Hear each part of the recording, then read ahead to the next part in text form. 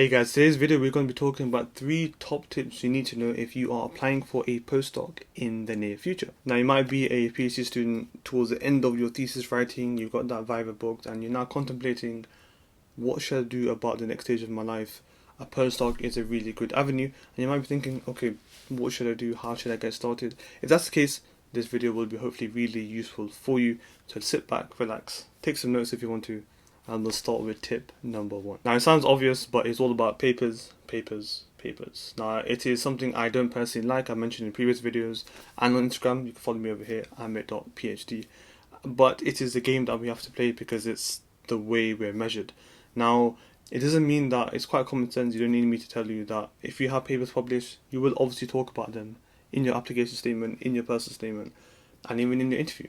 But the tip here is that if you have papers that are maybe half finished or short communications that you've thought about and you're still doing your PhD and you've got your deadline in a couple of months, it is really important to try and get those papers at least submitted to a journal, because if it's submitted to a journal and it's under review, you have the freedom or license to talk about it in your interview. If the paper is still on your hard drive, you can't say that I'll have a paper ready, because it's not technically. But if it's under review at a journal, you can actually talk about it. You can put it in your CV as under review. You put it in your personal statement to say that, recently I submitted to a journal, and at least you're talking about a first author publication, and that's really, really important. So if you are towards the end of your PhD, I would really, really stress that make some time or find some time if you can to try and at least submit papers that are maybe half finished, because then really maximize your postdoc opportunities. Now number 2 is all about what I like to call a master personal statement. Now this is something I used to do back in my undergrad in regards to certain modules I had, and I used to write a master essay, and this principle remains the same. And what it is that for your personal statement, for example, you write out all the major things related to you in terms of research, experiments that you've done, projects you've been a part of, awards that you've won, papers that you submitted to, conferences that you've been on, and all the skills and stuff that you like to talk about in a personal statement. I write all the major ones, I write all the minor ones. And then you have like what you call a master document ready.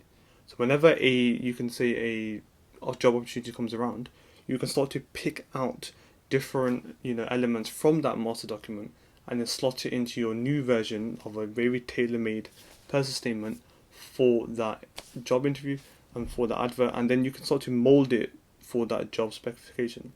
The reason why this is really important that it helps you to automate at least or fast track your application process, so you can start to apply for more different postdocs without worrying about how shall I actually start this application. You can start to just pick out paragraphs from that master document, and then it can help you hit the ground running when the application comes around, or especially when there's a job advert come around and it's only like a 2-day turnaround. You can at least apply for it with this fast track method. Now number 3 is actually a tip that Joe sent me a while ago, and Joe was a PhD student of mine. You might have seen him on my Instagram page, and he's just got a really cracking postdoc in Denmark, which is now in and really loving it. Super jealous, but super happy for him.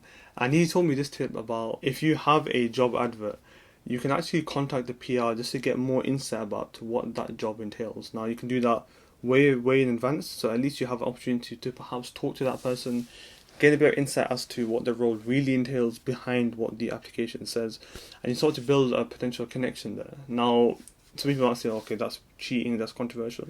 In my opinion, I don't think it is, because you're just being proactive and enthusiastic. You're trying to understand more about the role, and you're trying to understand, okay, what could I talk about or what could I present that is more suited to what you need, because you've gained a bit more of an insight than the average person who's applying, because you've taken the initiative, because you've been proactive. So I think that's a really useful tip that I'm trying to do. And the thing is, if you don't hear back from them, it doesn't mean you don't apply. They might be busy, they might not be able to, but it's more of a bonus if you can, to might help to strengthen your application, because you perhaps know a bit more insight than the average person. However, it's entirely up to you whether you want to do that or not. So guys, those are 3 little tips to help you if you are a PhD student towards the end of your PhD. You're writing your thesis, you've got that Viva booked, as I said. I hope these help you in terms of trying to apply for the postdocs, whether it's academic or whether it's industry. If you want to hear more content or see more content, as I mentioned, Instagram page is over here, Aamir.phd. But I'll be sharing some more insights in my newsletter, which is in the video description down below. I'll be sharing some insights in terms of the digital products that I'm trying to release, whether it's guides, posts and courses. Try help you maximize your time as a research student. And if you want to help me, if you can, that'll be really great. And that can be in the form of liking and subscribing this video. It'll help it to reach more people, and it'll help me to help grow this channel so I can help more and more research. I really appreciate it, and thank you for watching. See you soon.